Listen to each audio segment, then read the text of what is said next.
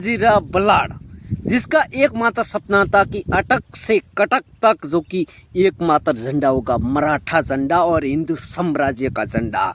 अटक जो आज पाकिस्तान में आता है और कटक जो आज उड़ीसा में आता है, इसके बीच में दक्षिण टू पश्चिम के बीच में मराठा साम्राज्य होगा। उसका एक ऐसा सपना था। उस आदमी की उम्र 40 वर्ष तक ही रही है। 40 वर्ष में उनका स्वर्गवास हो गया था और 20 वर्ष में उनको पेशवाई पद के ऊपर बैठाया गया था। जब वो पेशवाई पद के ऊपर बैठते तो पेशवाई पद के ऊपर बैठने के बाद वो घोड़े से नीचे नहीं उतरे थे। उन्होंने कई युद्ध लड़े। उन्होंने लगभग 20 साल में 40-41 युद्ध लड़े और सारे के सारे युद्ध जीत गए। हैदराबाद के नमाजों हमाजों को सबको हरा दिया था, सबका जीना हराम कर दिया था। यहाँ तक कि दिल्ली के सुल्तान भी उनका नाम सुनकर भी कांपते थे। उस वक्त में दिल्ली के सुल्तान थे मोहम्मद शाह रंगीला।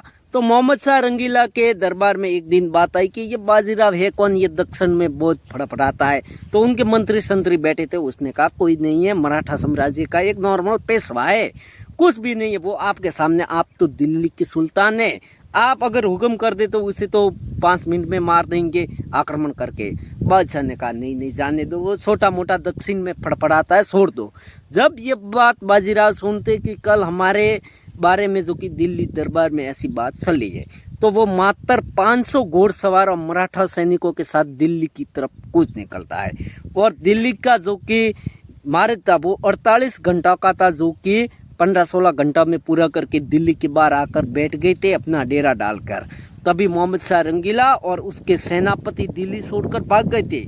उनका इतना खौफ था बाजीराव का, और बाजीराव 3 दिन तक दिल्ली के बाहर बैठा रहा, मगर दिल्ली में बादशाह और उनके मंत्रियों की इतनी औकात नहीं थी कि वो वापस दिल्ली में आ जाए। 3 दिन के बाद बाजीराव वापस जो कि पुणे आ गया था, और यही खौफ था बाजीराव का, जो कि दिल्ली का सुल्तान भी उनके नाम से कांप उठते थे। अगर बाजीराव 40 वर्ष जीते, अगर बाजीराव और 40 वर्ष जीत जाते तो अंग्रेजों तक भारत में कोई कदम नहीं रख सकता और भारत आज भी एक हिंदू साम्राज्य होता।